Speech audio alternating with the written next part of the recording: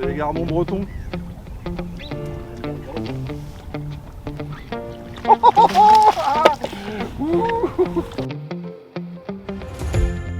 T'es habitué à avoir du soleil à travers les nuages, mais en vrai, quand il n'y a pas de nuages, c'est encore plus beau. Regarde, une belle jaune. Elle est encore dessus, hein. Je mens pas.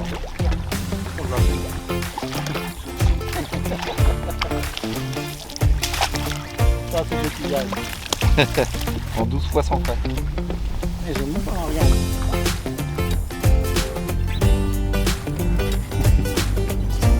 C'est un bon poisson.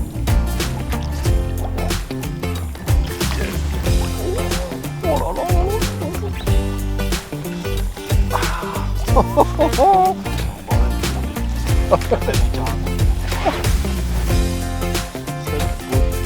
C'est ça qu'on est venu chercher. Ah ouais. Merci Stéphane. Ouais, merci Steph. Ça, c'est le pied. Oh la vache. Salut à tous, alors bienvenue sur une nouvelle vidéo Preston. Aujourd'hui je suis en compagnie de Stéphane qui me fait l'honneur et le plaisir de m'amener sur son endroit de pêche préféré. Donc là ici on se trouve à Waplage, donc on est à peu près à 300 mètres de la mer. On pêche dans une sablière qui fait 20 hectares et ici, C'est ça. qu'est-ce qui nage dans ce lac, Stéphane? Quelques gardons. Quelques Des gardons. et Ouais. quelques perches. Ouais, alors quelques gardons, c'est-à-dire que nous on est tous fans de gardons. Bon là on va pêcher au feeder parce qu'il y a du vent et ça s'y prête, mais ici surtout le côté incroyable, et ce matin on a vu des photos par des carpistes en fait qui sont posés juste à côté. Il y a des gardons qui font 1 kg, 1,5 kg. Et Stéphane en fait il a déjà vu sur certaines de mes vidéos que c'est le poisson que j'adore, donc il m'a tout de suite envoyé un message en disant je connais un super plan, je t'emmène. Eh oui. Ouais, comme il a dit Olive, c'est bien ça, c'est un bel étang qui n'a jamais été rempoissonné en plus, donc c'est des poissons super sauvages. Il y a une très grosse quantité de gardons, maintenant en espérant qu'on prenne les plus beaux sujets. Il y a des petits, bon les petits c'est une moyenne de 200-300 grammes, et après il y a quelques gros qui se baladent.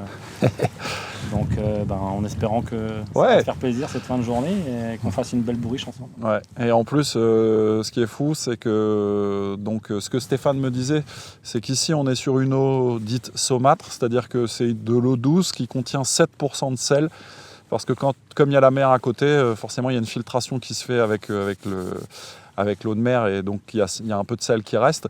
Et surtout, c'est un lac qui est bourré de crevettes d'eau douce, donc autant vous dire que le garde-manger est prolifique pour les poissons. Donc moi je pêche un petit peu plus court que Stéphane aujourd'hui. Stéphane, tu peux nous expliquer ce que tu as fait comme amorce? Alors moi j'ai mélangé de la lake noire avec de la magot. Ouais. Puis un peu de M-palibut parce que comme je sais qu'il y a des carpes qui se baladent aussi, bon là il fait froid en l'occurrence, ça ne monte pas très bien. Mais pourquoi pas éventuellement en prendre une dans l'eau. Donc j'ai un peu enrichi l'amorce avec ça et puis j'ai fait un mélange assez noir. Comme l'eau est très très claire, bon là en l'occurrence on n'a pas eu du beau temps en ce moment donc elle est un peu plus troublée, mais j'ai fait une amorce noire, je viens assez souvent, à chaque fois avec l'amorce noire j'ai bien pris, donc voilà, je vais pêcher à peu près à 35-40 mètres pour commencer. Je sais qu'il y a à peu près 6 mètres d'eau, c'est la distance logiquement que je pêche d'habitude ici, sur cette partie de berge là. Comme il disait Olivier tout à l'heure, c'est une sablière, donc ça a été creusé il y a une paire d'années, donc il y a des trous de 8, 10, 12 mètres. Donc faut chercher. Si j'ai pas de touche à 35 mètres, j'irai peut-être plus loin ou plus près. Et puis on va voir ce qui se passe, mais bon, en espérant faire une belle bourriche, quoi. Ouais, de toute façon, c'est la magie du feeder, on le répétera jamais assez. Le côté intéressant, c'est que si vous êtes trompé sur une distance, c'est pas grave, on peut changer. Alors moi, je pêche 15 mètres plus près que Stéphane. Et en termes d'amorce, je suis un peu à l'opposé, parce que moi, j'ai voulu me rapprocher de la couleur du sable. Donc aujourd'hui, c'est caramel salé. Donc une amorce toute nouvelle dans la gamme, qui est très salée, qui sent fort le caramel, qui a le goût de caramel et de vanille. Je parie un peu là-dessus, parce que je suis sûr que les poissons vont adorer. Alors moi j'ai des pinky, quelques asticots et du maïs. Et Stéphane, toi, tu as... J'ai asticot blanc, asticot rouge, maïs aussi pareil. Voilà, que des grosses zèches, parce que j'ai vraiment hâte de prendre les gardons qui nagent là-dedans. En tout cas, je remercie encore Stéphane pour l'invitation, ça va être cool. Comme ça va nous permettre aussi de pouvoir partager sur la pêche, sur les façons de pêcher, se raconter en fait les histoires d'anciens combattants, parce qu'avec Stéphane, ça fait 30 ans qu'on se connaît. Et donc du coup ça va être sympa. Alors on va pas vous tenir plus longtemps, nous on va retourner sur la station, de toute façon Lilian est là pour faire des images, un sandwich et nous faire un petit café certainement parce que... Il peut faire du café. Ah, il peut faire du café. Et donc du coup on va y aller parce que les journées sont courtes. On va essayer de profiter de l'accalmie parce que là comme on a le trait de côte dans les terres, il y a l'air de pleuvoir et côté mer c'est encore un peu clair. Et puis maintenant on veut voir le sillon bouger sur des gardons énormes. Allez, à tout à l'heure. À tout à l'heure.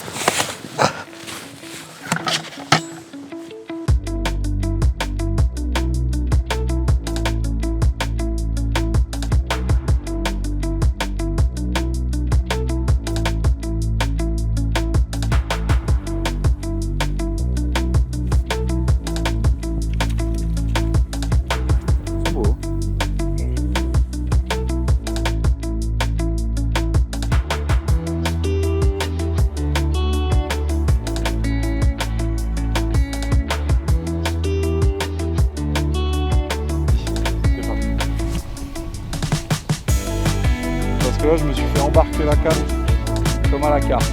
Après je sais pas, je peux pas te dire parce qu'ils sont tout simplement. Ah ouais. Oh, oh la vache. Yeah.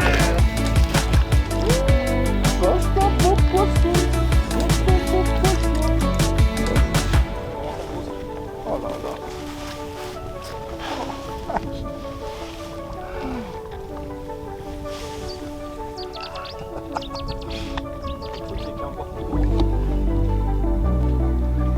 Bon, ici, t'écœures un peu moins les gardons.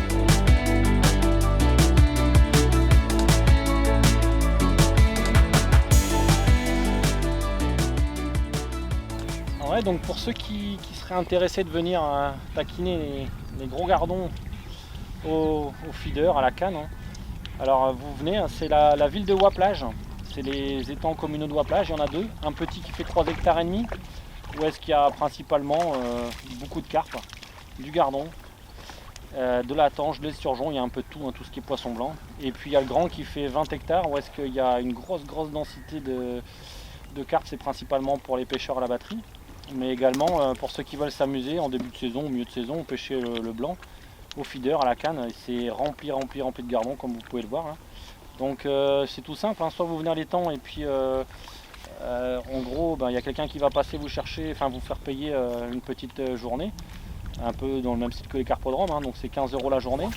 Vous allez directement au PMU qui est au centre-ville de Ouaplage, vous prenez votre carte, comme ça vous pouvez venir le matin de bonne heure parce que comme c'est un bel étang, il y a énormément de monde. Donc de ce fait là, vaut mieux avoir un peu le permis avant, ou alors après c'est à l'année, 45 € l'année, et là vous avez l'accès sur les deux étangs et puis vous venez quand vous voulez quoi.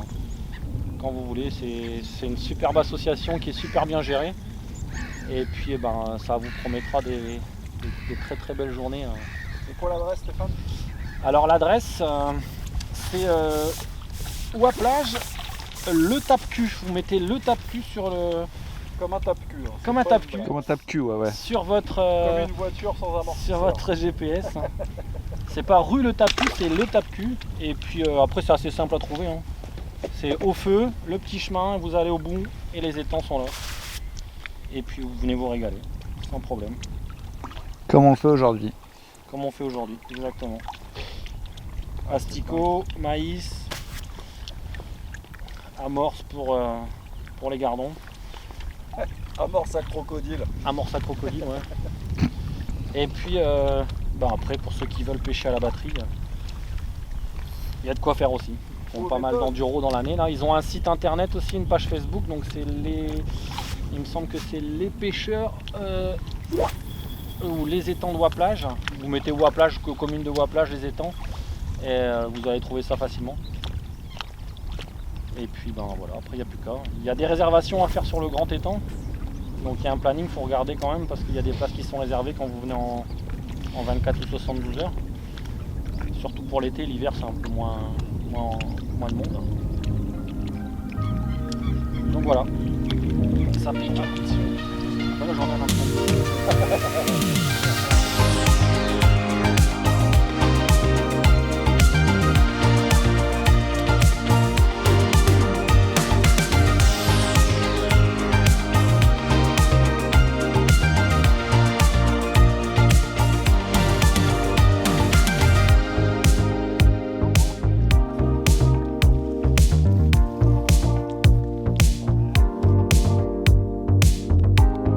Quel professionnalisme.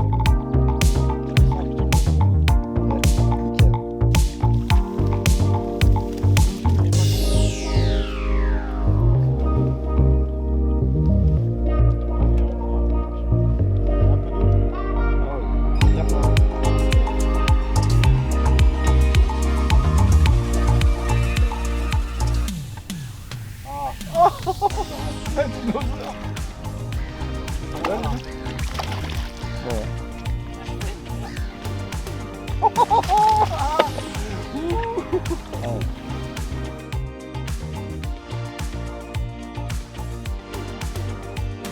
On arrive là-bas, le mec il dit bon, j'espère que vous le ferez vous parce que la semaine dernière, les mecs, ils ne ferraient pas, ils ont mis loupé. Première tape que j'ai pris, mon gars, j'ai allumé un ferrage, le mec il me dit ah bah ça va aller, alors cette semaine on va se passer. Bon, ma fin de journée, sous le soleil du nord, comme d'hab, ça faisait longtemps. Bon, en fait, on a eu du bol parce qu'on est un peu passé à travers. En tout cas, peu importe, tu aurais pu avoir un déluge. On a passé une partie de pêche exceptionnelle. Moi, j'ai bourlingué un peu partout en Europe et honnêtement, ce que j'ai découvert aujourd'hui, c'est juste fabuleux. J'avais rarement vu une telle densité de beaux gardons, de très gros gardons. Et merci Stéphane encore pour l'invitation parce que honnêtement, je pense qu'on a pris quelques poissons qui ressemblent à des bouteilles de cristalline. Donc, honnêtement, dingue. Au niveau stratégie, moi j'ai pêché plus court que Stéphane. J'avais à peu près 5 mètres 30, 5 mètres 50 de fond, une espèce de cassure, quelques trous, un petit peu d'herbe, mais enfin, c'était quelques résidus, rien de spécial. Stéphane a pêché un petit peu plus loin. En fait, sur les amorces, moi j'ai pêché avec un truc assez clair, sucré et salé. Parce que je voulais voir, Et en fait, Stéphane lui a pêché noir avec un truc assez riche. Pour sélectionner les petits. Ouais, pour sélectionner les petits. Bon, sachant que ici, C'est vrai, on a vu la différence. ouais, sachant qu'ici, effectivement, les petits gardons, c'est 200 grammes. Donc ça, c'est assez fou. Et aujourd'hui, il fallait pêcher un peu plus court pour prendre les plus gros. Alors j'imagine que Stéphane l'a fait exprès. Il a laissé à l'invité la primeur de prendre les gros gardons. En tout cas, ouais, c'était top. Moi, j'ai pêché avec une potence coulissant à l'infini. Et Stéphane en hélicoptère. Ouais, Stéphane hélicoptère. Donc franchement, à l'hameçon, on a tout passé. Stéphane a même pêché les gardons au dumble. Au dumble, ouais. Avec un bas de ligne d'1 mètre. C'était un truc de fou. Ce qui a marché très bien pour moi, c'est le rajout de beaucoup de maïs doux en fait dans l'amorce. Donc beaucoup de maïs dans la cage, un maïs en fait à l'hameçon. C'était vraiment bien. Autant Stéphane a eu des touches à la descente, moi j'en ai jamais eu. Ouais, je pense que c'est plus sur l'amorce à mon avis qui travaillait plus. Ouais. Moins collante mais qui explosait plus. Ouais. Moi avec la salty de caramel, c'est vrai que c'était... déjà avec la pluie, ça a aidé à ce que ça soit remouillé. On est un petit peu dans ce qu'on disait dans une vidéo qu'on avait faite avec Lilian sur la pêche des brèmes. Là, clairement, l'amorce sèche était moins efficace. Alors, c'était bien au début pour appeler les poissons, mais moins efficace après pour les tenir et peut-être pour trier la taille. Pour trier, ouais, certainement. Ouais. Ouais. Après, on va dire que pour moi, c'était la chance du débutant. C'est la première fois que je pêchais ici. Donc, après, ça pêche. Hein. Ouais. Ça pêche. Mais le truc, quand même, c'est qu'aujourd'hui, il ne fallait pas lésiner non plus sur la taille des hameçons. Des 12. Ouais, 12. 12 incroyable, dégorgeoir. Alors que. Des asticots dessus. Ouais, Stéphane a même essayé de mettre plus d'asticots que d'hameçons. Et il a pris des poissons. Il a pris des poissons. Si, ça prend. Non, en tout cas, franchement, top. Stéphane, en fait, vous a parlé de l'étang pendant la vidéo. Moi, je vous invite vraiment, si vous êtes dans le coin, à venir passer une journée de pêche ici. Vous verrez, en fait, vous allez être reçu de manière royale. On est hyper bien installé. Il y a la voiture derrière. Bon, on n'a pas pris de carpe parce qu'on avait un carpiste à côté qui a tout pris. Il nous en a même pas laissé une. Mais en tout cas, il y a plein de carpes. Et pour les gardons, ceux qui sont amoureux des gardons comme nous, vous pouvez venir ici, à Waplage, vous serez reçus comme des rois. Donc ça, c'est top. C'est pas le moment en fait pour les carpes. Enfin, c'est pas le moment, si c'est le moment, mais c'est le début de saison, l'eau est encore très froide. Ouais. Après, je pense que dans un mois et demi, elles vont vraiment se mettre à bouger. Et là, vous allez faire du gardon, mais de temps en temps, un petit cadeau. Une carpe par-ci, une carpe par-là. Ouais. Parce qu'il y en a énormément. Il y a 10 tonnes, plus de 10 tonnes qui ont été rempoissonnées dans les temps depuis 5-6 ans. Et puis, avec ce qu'il y avait déjà dedans. Donc, il y a de quoi faire, quoi. Bon, sachant que les garnous, ils en ont pas remis un. Et ça, c'est assez fou. En tout cas, la souche est fabuleuse. La promesse était au rendez-vous. En tout cas, je remercie vraiment Stéphane pour ça parce que j'ai passé un moment dingue. Avec plaisir. Ouais. Moi qui n'aime pas pêcher les gardons en feeder, là honnêtement, je suis dégoûté de devoir arrêter la journée, mais mon Lilian doit partir. Donc voilà, c'est tout. C'est de sa faute. Il y a de la route. Il y a de la route. Bon bref, en tout cas, je pense que cette vidéo va vous plaire. Et en tout cas, si ça vous a plu, comme d'habitude, likez, partagez. N'hésitez pas à vous abonner à notre page YouTube, Facebook, Instagram. Nous, on sera content de vous retrouver au bord de l'eau. Donc, Vous envoyez des messages si vous avez besoin de renseignements sur le plan d'eau. Voilà. N'hésitez pas. Donc en fait, Stéphane sera là pour répondre à toutes vos questions sur le fabuleux plan d'eau de Waplage. Si vous voulez plus d'infos, savoir où il faut acheter son ticket. Voilà, en tout cas, nous on vous laisse. On va faire une petite photo de notre bourriche parce que là c'est exceptionnel. Et puis à très bientôt. À bientôt. Merci Stéphane. De Ciao, rien. salut. Salut.